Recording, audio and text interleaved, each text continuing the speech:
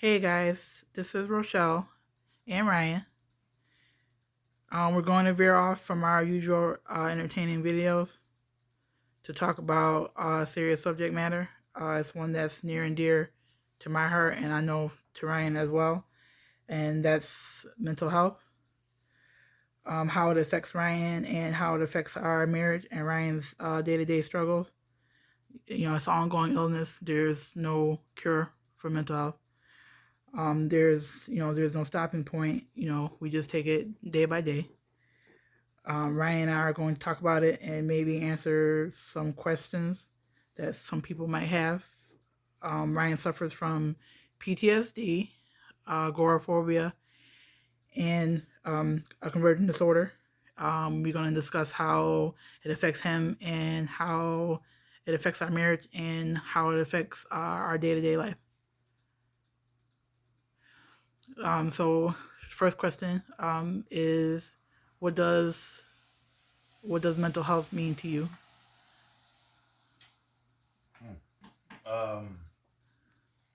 Mental health.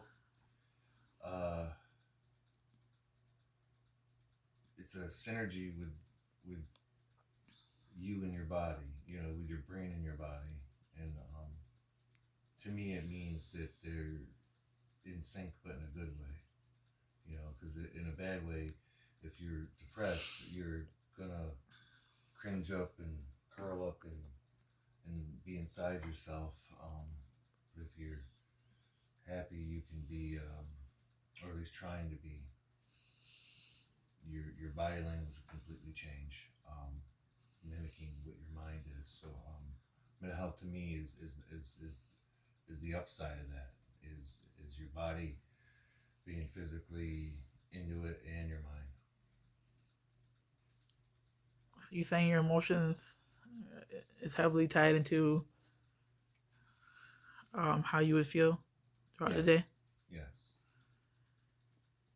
Uh, uh, Sometimes more so for me, I think, than most because of my mental health. So yeah, my emotions tend to run the way I'm feeling. Um, I tend not to leave the house because my agoraphobia, the world tends to be too loud for me, too fast, too chaotic.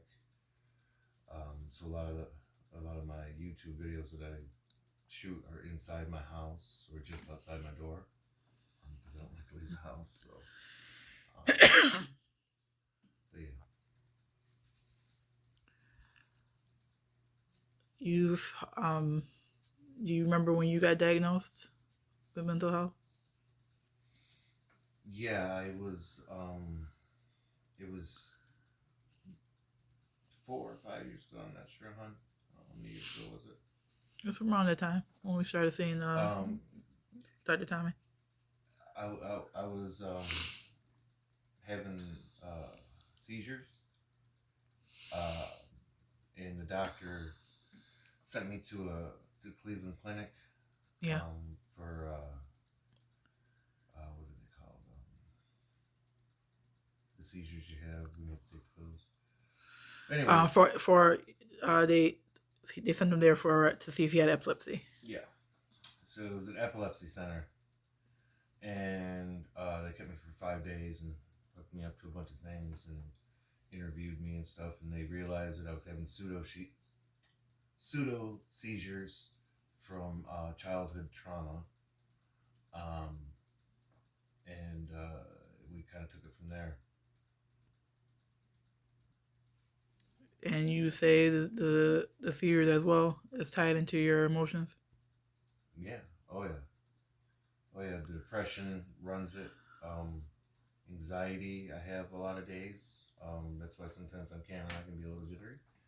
Um, uh, the filming for YouTube and our podcast that we do helps with my therapy though. Um, You say it helps because it helps you focus. Particularly, well, it helps with like PTSD, which is like recurring thoughts that trigger your emotions, and I mean, there's other things too, uh, but to focus on other things and not dwell, um, which is one of the biggest things of PTSD is dwelling. And that's one of the hardest things not to do is dwell. People can tell you, hey, well, just don't dwell on it, but it doesn't work like that. Um, so having this thing that my wife and I have been doing, the writing and stuff, has helped a lot. Do you remember when we went to the Cleveland Clinic? When the doctor was saying that when you go through extremes, like when your emotions are like extremely high, you tend to Like you know a little dramatic here. no I mean no I mean like I mean that when you do have extreme sadness, it can bring on Oh yeah. it can bring on the seizures. Yeah. You know, Triggers. Yeah. he also said anything extreme. Temperatures can make you because it triggers other thoughts, and it makes you. Mental illness, with people who really suffer from it, um, it's like walking through a life of landmines, and the landmines are the triggers. Like you never know who's gonna trigger what, or what experience is gonna trigger what. You know what I mean? Like you can't do you can't do anything about the triggers. You know, like sometimes a trigger is just gonna trigger you. There's nothing you can do about it. And you learn that it's what happens after the trigger. You know, and that's when the work begins with mental health and all that. Is sometimes you can't stop the trigger from happening, but you can do the work and try to catch yourself right after the trigger and direct yourself. Which sounds easier saying it out loud than it really is, but that's pretty much what you have to try to do. So some people, there is some stigmas about mental illness, right? Some people feel like people make excuses and stuff like that, and that's one of the things is about seeing the therapist that you've been seeing. How has that helped you deal with your mental health? Well, it's an outlet for starters. Um, I always had the wrong idea about therapy before I actually went. You know, because you see it on movies and TV shows, so you think therapy is really one thing. Um, but really, I found that therapy is an outlet, but also it's tools. Like the therapist will equip you with tools to adjust to, like what I was saying, like the triggers. Like a lot of the stuff I learned from therapy to how to um, handle a trigger. And the biggest the triggers when you can't think and you can't remember what to do. The easiest one I always remember is to just breathe, because you got to breathe to live, and sometimes just breathing slows everything down, and that's the easiest, cheapest way to try to handle a trigger. It's just to breathe. So how would you say your mental health affects our marriage? Oh wow, that's a big one. It takes up a lot of our marriage's time. It appointments, meds. Um, uh, my wife always has to read me and see what kind of mood I'm in, or if I'm sad about something, or if I'm manic, and she's or if I'm gonna have a pseudo seizure and hurt myself or whatever it is. Well, I kind of trailed off there, but it it's like it takes over everything in marriage, and you got to work really hard to understand that it's going to, or because otherwise you're not working on your mental health if it isn't a chunk of your marriage if you're sick. But also at the same time, there's balance that you need to find. Like Rochelle and I, because I'm a homebody and I have a lot of things going on, I really work hard to give her space and let her do her own thing, follow her own path, be who she wants to be, and not smother her, which can be an easy thing when you're a shut-in and you're crawled inside yourself and the only person you have access to is your partner. You can smother them, you know what I mean, and that can ruin a marriage or a relationship or whatever. So I consciously work hard, no matter what my inner feelings are, like I want to cling to her or whatever it is. You gotta let your partner go, and you gotta not follow them or text them or do any of that stuff, and just because you're got your own issues, you know, or insecurities, you need to let them be and not even check up on them. Like I'll let Rochelle leave, you know what I mean, and I won't call her or anything, and won't hear from her until she gets home. You know what I mean? Just let her just be. You know what I mean?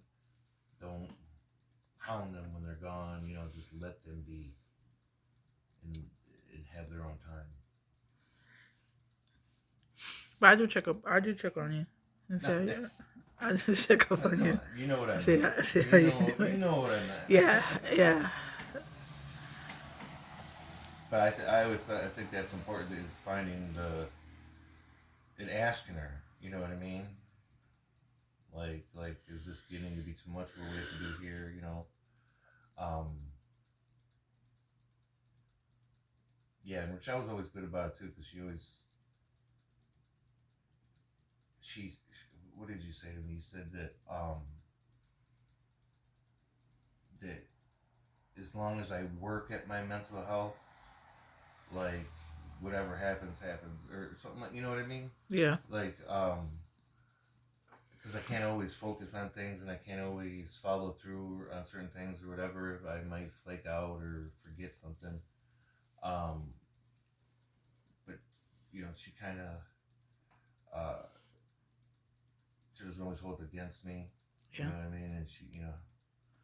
Yeah, I always tell you, as long as you're not staying stagnant. I trailed off on that one. I always tell you, as long as you're not staying stagnant. Yeah. That you're actually working at it every day. Mm-hmm. You know, you're not just staying in bed all day. You're not trying to stay in it, you know, because it's a process. It's easy to stay in bed. Yeah. It's hard to get up when you're sad. And also, you know, I try to get you to recognize too that, because some people have the mindset that, you know, when you got mental health and you also, you know, a shut-in, that, you know, they feel like they're a burden. Yeah. You know what I mean? Mm-hmm. But there's different levels to relationships. There are different marriages. Everybody's marriage is not the same. Yeah. Ours is just so unique. Yeah. It's just unique and it's just a different form. You know what I mean? The more ill you get, the harder it is to provide a lot of times, you know? Yeah. And you have to have an understanding partner. But when you say provide, what you mean by that? I mean, like, hold a job. But in any sense, I mean, it depends how. I mean. Yeah, but it can't always be monetary. You know what I mean? That's not what I meant. You know what I meant. Yeah, I know, but. Okay. You know what I mean? Because you provide other things for me that other people don't. Yeah. You know what I mean? You provide a safety for me, a security for me. Somebody might say I was wanting the same thing, but it's not, because I feel safe with you. Like, I don't feel like something's gonna happen to me when we're together. You know what I mean? Like, that's how you make me feel, and that's not an easy thing. You know, from our history, both our history, it's not an easy thing to feel safe with someone. Yeah. So would you say we got a stronger marriage because of your illness? Yes. I don't know about stronger. I mean, we've been through a lot of stuff. That's a trick question. Not really. I think. I mean, we've been through a lot. I think we've done. Yeah, I think we've done a lot. A lot of struggles and things. But I mean, a couple things can happen when you struggle. You can get closer or further away. You know what I mean? Yeah. But you and I tend to rely on each other a lot, so struggle is not a new thing to either one of us. So that's, you know. So when you do leave the house, right? Because there's time that you do. You know, we got doctor's appointments and stuff, or certain things that we got to do. When you do leave the house, how does it make you feel right before we got to go somewhere? When you know we got to go out.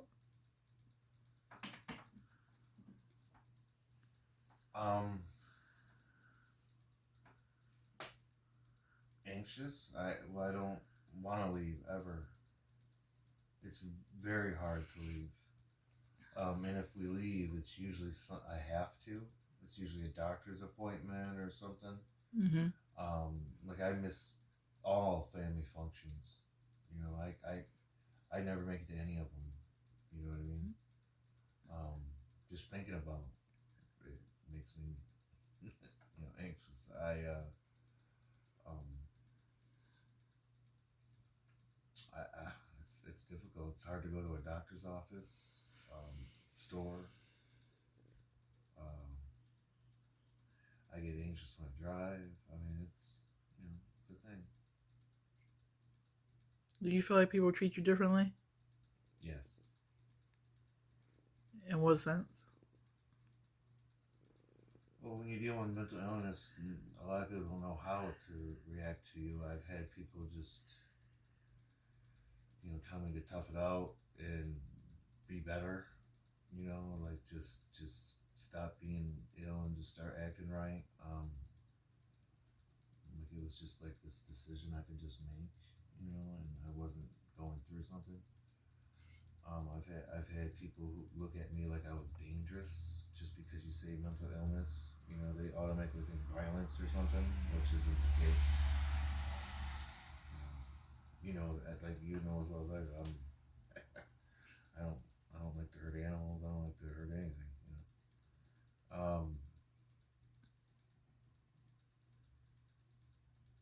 know. Are there any other questions? No, I think we can stop there. What we're gonna do.